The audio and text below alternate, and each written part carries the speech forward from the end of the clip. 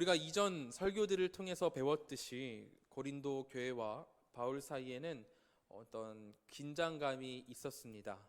바울에 대한 반대파가 일어나서 바울을 강하게 비난했고, 고린도 교회의 성도들은 바울을 변론해 줬었어야 했는데 바울을 적극적으로 변호하지 않았습니다.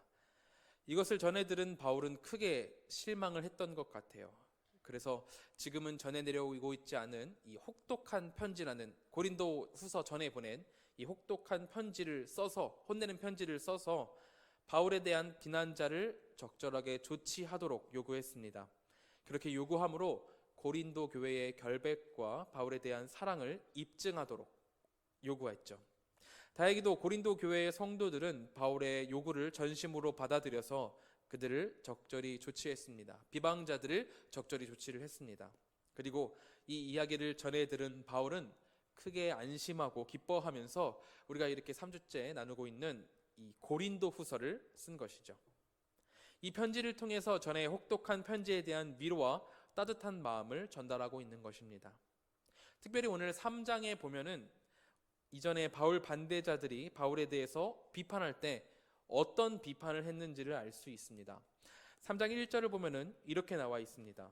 우리가 다시 자천하기를 시작하겠느냐? 우리가 어찌 어떤 사람처럼 추천서를 너희에게 붙이거나 혹은 너희에게 받거나 할 필요가 있느냐?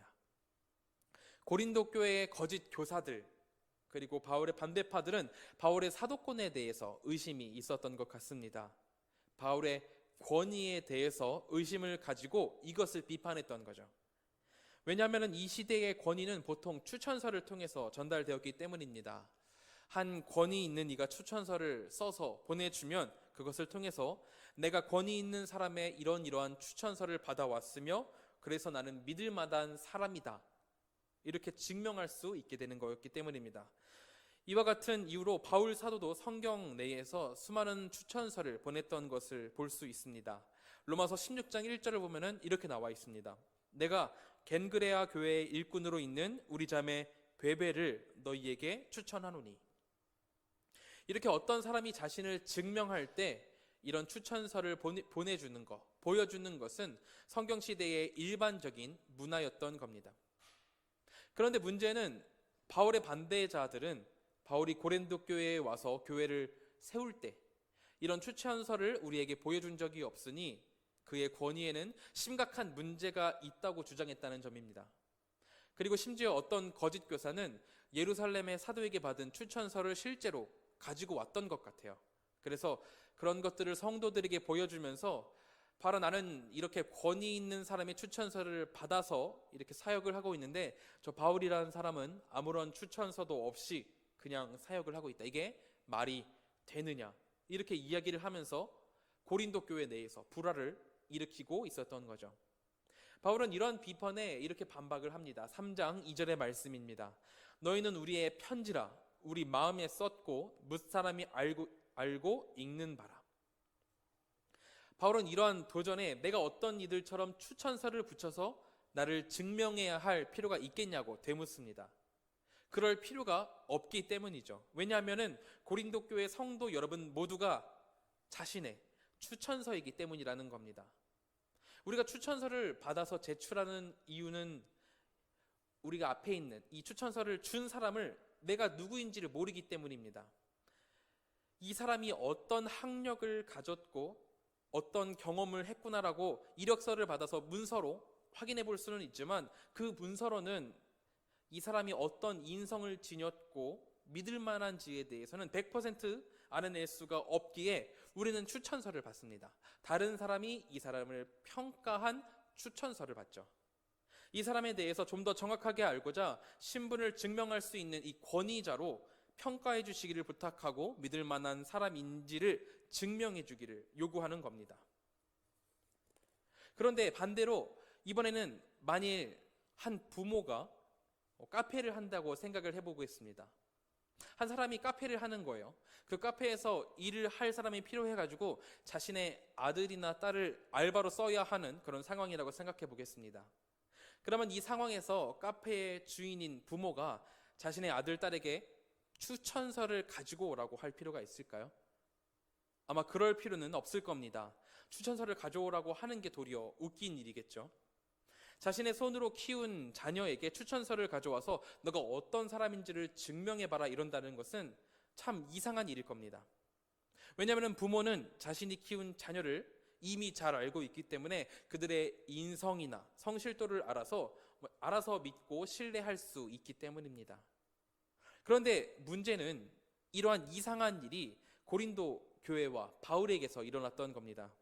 바울 그 자신이 고린도 공동체를 모았어요. 고린도 공동체가 처음 생길 때 바울이 직접 그 고린도 공동체를 모았습니다. 브리스길라와 아굴라 부부와 회당에서 유대인을 놓고 사역을 하다가 유대인들의 반발이 심하자 헬라인들로 시선을 돌렸고 이방인들에게 예수 그리스도를 한 18개월이나 되는 긴 시간 동안 전했어요. 이렇게 열심히 전했음에도 불구하고 유대인들은 바울을 싫어했기 때문에 바울을 재판에 고발을 했고 재판정에 세웠고 음해해서 재판정에 세웠고 그 와중에 하나님의 은혜로 별 문제가 없고 재판이 잘 해결이 되자 헬라인들과 함께 열심히 사역해서 모아가지고 교회를 세운 게 바로 이 고린도 교회입니다. 고린도 교회의 시작에서부터 바울이 고난과 함께 해가지고 부모의 마음으로 이 사람들을, 이 공동체를 양육했는데 이제 와서 바울에게 추천서를 가져오지 않았다고 말하는 것은 말도 안 되는 일이었던 거죠. 그래서 바울은 아까 봤듯이 2절을 통해서 이렇게 이야기를 합니다. 너희는 우리의 편지라 우리 마음에 썼고 뭇사람이 앓고 읽는 바라. 바울이 하나님의 길로만 걸으며 예수 그리스도의 사랑을 고린도 성도들에게 가르쳤습니다. 그 모든 것을 고린도 교회의 성도들이 보았고 들었죠. 그렇게 고린도 교회의 성도들의 마음 가운데 바울의 편지가 쓰여졌던 거예요. 바울의 추천서가 쓰여졌던 겁니다. 그렇기 때문에 다른 이들처럼 권위 있는 자의 추천서를 따로 떼와가지고 바울이 자신을 증명할 필요가 없다라고 오늘 이야기를 하고 있는 거죠. 부모와 자식 사이에 추천서가 필요하지 않듯이 고린도 교회와 바울 사이에 이렇게 친밀한 관계에 있는데 바울이 부모의 마음으로 그들을 양육했기 때문에 그들의 사이에 추천서는 필요 없다라고 얘기를 하고 있는 겁니다. 오늘 본문에서 이를 지적한 바울 사도는 이 이야기를 3절을 통해서 발전시켜 나가기 시작합니다. 3절입니다. 너희는 우리로 말미암아 나타난 그리스도의 편지니 이는 먹으로 쓴 것이 아니요 오직 살아계신 하나님의 영으로 쓴 것이며 또 돌판에 쓴 것이 아니요 오직 육의 마음판에 쓴 것이라. 바울 사도가 무슨 이야기를 하고 있는 거냐면 바울 자신이 고린도 성도들의 마음판 위에 직접 새겨 넣은 이 살아있는 편지를 쓰도록 그리스도께 위임을 받아서 너희 가운데 썼다라는 얘기입니다. 하나님께서 이스라엘 백성들에게 율법을 주셨어요. 이 율법을 따라 지키면서 하나님의 백성답게 살아가기를 하나님께서는 이스라엘 백성들에게 명령을 하셨습니다. 이 율법은 구약시대 백성들을 향한 하나님의 러브레터와 마찬가지였습니다. 너희가 이것을 지켜서 행하면 내가 너희를 나의 백성으로 삼고 너희와 나는 아무런 상관이 없지만 너희가 이것을 지키기만 하면은 너희를 나의 백성으로 삼고 너희를 영원토록 내가 인도할 것이라는 약속이었고 이스라엘 백성들에게만 유리했던 그런 불공정 거래 같은 거였습니다. 이스라엘 백성들이 이 언약을 처음에는 잘 지키는 듯 보였습니다. 율법을 지켜가면서 살아가려고 했던 것 같아요. 하지만 이내 곧 이스라엘 백성들은 하나님의 율법을 제대로 지키지 않았습니다. 하나님을 떠나서 자신들이 원하는 대로 행하며 죽음의 길을 걷기 시작했죠. 이것을 본 하나님께서 인간들을 그냥 두실 수도 있었습니다. 하나님께서 율법을 주시고 하나님의 백성답게 살아가도록 길을 열어주셨는데 인간들이 엇나가 버린 거니까요. 하나님께서는 방법을 주시고 그 길을 따르라고 친절히 말씀을 하셨는데 인간 자신들이 그 길을 거부해 버린 겁니다. 하나님께서는 언약이라는 계약상 어떠한 잘못이 없었기 때문에 그냥 인간들을 놔둬 버리실 수도 있었습니다. 하지만 이런 악한 인간들을 하나님은 그냥 두지 않으셨습니다. 하나님은 인간을 사랑하셨습니다. 그래서 인간들이 그들 스스로는 지키지 못한 이 언약을 갱신하시고 수정하기 시작하십니다. 예레미야 31장 31절부터 33절의 말씀을 제가 읽도록 하겠습니다. 여호와의 말씀이니라. 보라, 날이 이르리니 내가 이스라엘 집과 유다 집에서 새 언약을 맺으리라.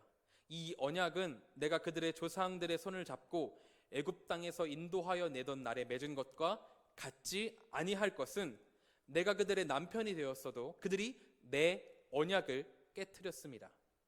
그러나 그날 후에 내가 이스라엘 집과 맺을 언약은 이러하니, 곧 내가 나의 법을 그들의 속에 두며 그들의 마음에 기록하여 나는 그들의 하나님이 되고 그들은 내 백성이 될 것이라. 여호와의 말씀이니라. 성경 시대에 맺는 이 언약이라는 것은 공정한 것입니다. 보통 나라와 나라 사이의 언약을 맺는데, 한 나라가 다른 나라를 정복해서 주종 관계의 언약을 맺는다고 했을 때 두 나라 간에서 어느 쪽도 일방적인 일관적인 언약은 없습니다. 종의 관계를 맺는 나라는 주인의 나라에게 일정한 공물을 바친다든지 하는 여러 가지 규칙들이 정해질 것이고, 주인의 나라도 또한 종의 나라에게 너희가 공격을 받을 때 내가 너희를 지켜줄 것이다, 우리가 보호해 줄 것이다, 이런 조약을 서로 맺어서 이 조약문을 가지고 언약을 맺는다는 거죠. 그리고 이 조약이 깨질 시 목숨으로 갚는다, 땅땅 하면서 피로 언약을 맺어서 목숨까지 달려있는 정말 절대로 깨질 수 없는 것임을 증명하는 것이 바로 언약입니다. 나라의 파워가 있고 없고에 따라서 조금씩은 불공정한 언약이 맺어질 수는 있어도 일방적인 책임이 주어지는 언약은 없다는 것입니다. 그런데 방금 읽은 예레미야 31장을 보면은 하나님께서는 자신께서 모든 것들을 부담하시는 일방적인 언약을 말씀하십니다. 이제 너희가 지켜야 할 조문이 없이, 너희가 부담이 없이 내가 직접 너희 마음 가운데 거하고 마음 가운데에 언약의 법을 두어서 나로 너희의 하나님이 되고 너희로 나의 백성이 되도록 하시겠다라는 그런 말씀이 이 예레미야서에 적혀 있다는 것입니다. 이 놀라운 언약을 예수 그리스도께서 이 땅에 오셔서 모두 이루셨고, 우리는 단지 예수 그리스도를 믿음으로 성령의 내주를 받아서 구원의 길로 이르게 되는 것이죠. 다시 본문으로 돌아와서 여태까지 유대적인 생각에서 하나님께서 유대인들에게 주신 편지는 돌판에 써있는 모세가 받았던 그 율법이었습니다. 그들이 생각할 때 이 돌판에 쓰여진 율법이야말로 확실하고 명확한 하나님의 응답이었어요. 하나님의 편지라고 생각했어요. 하지만 바울은 이것은 옛 시대의 일이고, 아까 예레미야서의 말씀과 같이 이제 새로운 시대가 열렸다고 이야기를 하고 있는 겁니다. 구약의 시대와는 달리 이제 친히 성령께서 성도들의 마음 가운데 거주하시고 성령께서 직접 새겨놓은 그리스도의 편지를 우리가 직접 스스로 받게 되었다는 것입니다. 성령께서 우리 안에 내주하셔서 그 놀라운 편지들을 우리 안에 적으셨다는 거죠. 바울의 대적자들은 아직까지도 율법을 문자적으로 지켜야 한다고 주장을 했습니다. 할례를 받고 율법이 문자로 나와 있는 그대로 지키면서 살아야 한다고 주장을 했죠. 하지만 바울은 그리스도께서 율법을 모두 완성시키셨기 때문에 이제 우리가 돌판에 있는 조문을 따르는 것이 아니라 성령님께서 우리 마음에 직접 새기신 편지를 따라 사는 새로운 언약이 우리 가운데 주어졌다고 이야기를 하고 있는 것입니다. 그리고 그 놀라운 언약 안에 이방인으로서 그리스도인이 된 이 고린도 성도들이야말로, 여러분들인 고린도 성도들이야말로 이 새 언약을 증명해내는 그리스도의 편지다, 여러분들이야말로 그리스도의 편지다라고 이야기를 하고 있는 거죠. 바울이 쓸데없는 짓을 한 것이 아니라 하나님의 명령을 따라서 제대로 수행을 해가지고 고린도 교회의 성도들이라는 살아있는 편지들을 일구어냈고, 이것이야말로 그리스도께서 직접 바울을 사도로 증명하시는 추천서가 된다는 것입니다. 고린도 교회의 올바른 성도들이야말로 바울을 추천할 수 있는, 바울을 증명할 수 있는 추천서가 된다는 것이죠. 바울은 권위 없는 이야기들을 가르친 것이 아니라 그리스도께 받은 순수한 복음을 고린도 교회에 가르쳤습니다. 그 결과 고린도의 성도들은 순수한 복음대로 하나님의 길을 가고 예수 그리스도의 삶을 가게 되었죠. 그렇게 되었으니 이것보다 더 권위 있는 추천서가 어디에 있겠냐고 말을 한 겁니다. 바울이 가르친 대로 고린도 교회의 성도들이 예수님을 닮아서 올바른 길을 가고 있으니 이것보다 더 소중하고 더 권위 있는 추천서가 어디 있겠냐고 말을 하고 있는 거죠. 그러므로 이제 바울은 고린도 성도들에게 자유함으로 나아가라고 선포를 합니다. 지금까지 너희가 거짓 음해하는 자들에게, 거짓 교사들에게 속아가지고 너희 안에 편지가 있다는 그 중요한 것을 잊어버리고 추천서에 집중하게 되고 다른 것에 집중하게 되고 율법 그 자체를 지키는 것에 집중해가지고 하나님을 제대로 보지 못하고 있었는데, 이제는 그 모든 허울을 벗어던지고 하나님께로 나아가야 한다고 바울 사도는 가르치고 있는 거죠. 13절에 이렇게 나와 있습니다. 우리는 모세가 이스라엘 자손들에게 장차 없어질 것의 결국을 주목하지 못하게 하려고 수건을 그 얼굴에 쓴 것 같이 아니하노라. 모세가 시내산에 올라서 하나님께 직접 돌판을 받아서 이 돌판 가운데에 율법을 받아 내려왔을 때 하나님을 마주한 그의 얼굴에는 엄청나게 큰 광채가 났다고 합니다. 하나님께서 빛이시고 영광의 광채가 엄청나셨기 때문에 하나님을 배웠던 모세에게도 이 영광의 빛이 묻어서, 하나님의 영광의 빛이 잠시 묻어서 모세에게도 그 영광의 빛이 났던 것이죠. 백성들은 이 영광의 빛이 맴도는 얼굴을 두려워했습니다. 하나님의 가까이 가면은 자신들이 죽는다는 것을 알고 있었기 때문에, 하나님께서는 너무나도 거룩하신 분이어가지고 죄를 가진 내 모습으로 하나님께로 나아가면 죽는다는 것을 알고 있었기 때문에 그 하나님의 광채를 묻은, 그 하나님의 광채가 묻은 모세의 얼굴을 봤을 때 이스라엘 백성들은 굉장히 두려워했다고 합니다. 그래서 모세의 얼굴을 수건으로 덮었죠. 하지만 중요한 것은 이 빛은 영원한 것은 아니었다는 것입니다. 이 영광은 얼마 안 있어 사라지고 없어질 것에 불과했습니다. 모세의 얼굴에 있는 것은 하나님의 영광이 묻은 것이었지 하나님 그 자체가 아니었기 때문에 오래 갈 것, 영원히 갈 것은 아니었습니다. 그런데 이것이 율법과도 같다는 거예요. 율법은 하나님께서 주신 영광스러우고 중요한 것이긴 합니다. 하지만 이 율법은 이 행동이 잘된 것인지 잘못된 것인지를 정죄하는 기능을 가지고 있어도 이 율법을 통해서 구원을 얻게 하는 기능을 가지고 있는 것은 아니었습니다. 구원은 오직 우리 하나님께 있습니다. 하지만 이스라엘 백성들은 이것을 잘못 이해해서 이 율법을 통해서 구원을 얻을 수 있다고 잘못 해석하고 자신들에게 잘못 적용을 했습니다. 율법은 영원한 빛이 아니었습니다. 예수 그리스도께서 이 땅에 오시면은 그 빛을 잃어버릴 한정적인 것이었어요. 하지만 이스라엘 백성들은 마치 그 눈에 수건이 쓰인 것처럼 율법을 영원히 영광스러운 것으로 인식하고 그것에 매달려서 본질을 잃었습니다. 율법의 완성이신 예수님께서 이 땅에 오셨음에도 불구하고 예수님을 인정하지 않고 도리어 십자가에 매달아서 죽게 만들었죠.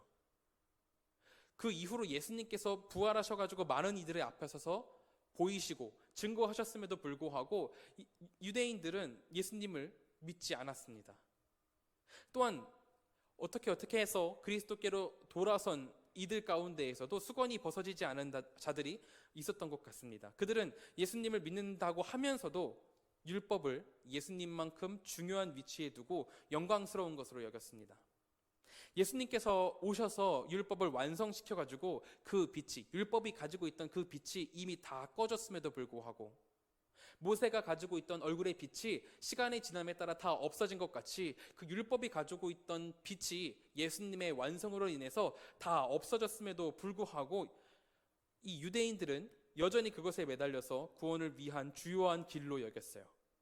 이러한 것들을 고린도 교회의 성도들에게 가르쳐가지고 고린도 교인들이 뭘 모르는 사람인 것처럼, 고린도 교회의 헬라인들, 이방인들밖에 없으니까 자신들이 원조이고 우리들을 따라해야 된다라고, 너네들은 아무것도 모르고 있어, 너희들은 이렇게 행해야 되라고 잘못 가르치면서 현혹하고 있었던 겁니다. 참된 영광의 빛을 바라보지 못하고 눈에 수건이 쓰인 것처럼 이미 빛을 잃은 율법을 구원의 길로 여기며 잘못 가르치고 있었던 겁니다. 이러한 잘못된 가르침은 현대를 살아가는 우리에게도 일어나곤 합니다.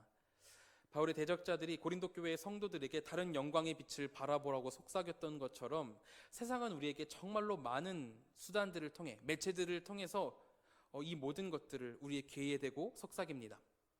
TV나 라디오, 인터넷, 핸드폰, 이 모든 것들을 통해서 세상이 그들이 생각하는 진짜 영광의 빛이 무엇인지 우리에게 수없이 계속해서 속삭이죠. 성경시대의 고린도 교회 성도들의 눈을 가리웠던 것이 잘못된 신앙의 길이었다면 현대를 살아가는 우리에게도 눈을 가리게 하는 여러 가지 것들이 있어가지고 우리로 잘못된 영광을 향하도록 만든다는 것입니다. 그리고 지금 우리가 바라봤을 때 현대의 우리로 눈을 돌리게 하는 것, 잘못된 영광으로 바라보게 하는 것은 아마도 물질이 아닐까 생각이 됩니다. 최근에 유튜브를 봤는데요, 그 내용 중에 이런 것이 있었습니다. 어떤 외국인이 이렇게 말을 하더라고요. 투자 전문가라고 하는 사람이 이렇게 얘기를 했습니다. 돈이 행복을 주는 것은 아닙니다. 돈이 많아서 불행한 사람도 많고, 돈이 많다고 무조건 행복하는 것은 아니겠죠. 하지만 돈이 없으면 100% 불행합니다. 이렇게 얘기를 하더라고요. 잘 생각해 보면 이게 돈이 세상의 전부가 아니라고 인정을 조금 하는 것 같지만 전혀 그렇지 않습니다. 이 말의 의미는 너가 조금의 행복이라도 잡고 싶다면 돈에, 이 물질에 너의 모든 것을 걸어야 한다고 이야기를 하는 거예요. 세상은 돈의 파워가, 이 물질의 파워가 정말로 막강하다고 우리에게 부추깁니다. 그래서 요즘 젊은 사람들에게 전문가들은 지금 하고 있는 것 외에도 투잡, 쓰리잡을 뛰어야 된다고 말을 하죠. 이 직업 외에도 다른 직업들을 더 가지고 있어야 된다는 거예요. 성경을 읽고 기도하고 이런 시간들을 다 없애고 시간을 100% 물질에 투자해가지고 돈 벌 궁리를 해야 겨우 얻을 수 있는 게 돈이라고 가르치는 겁니다.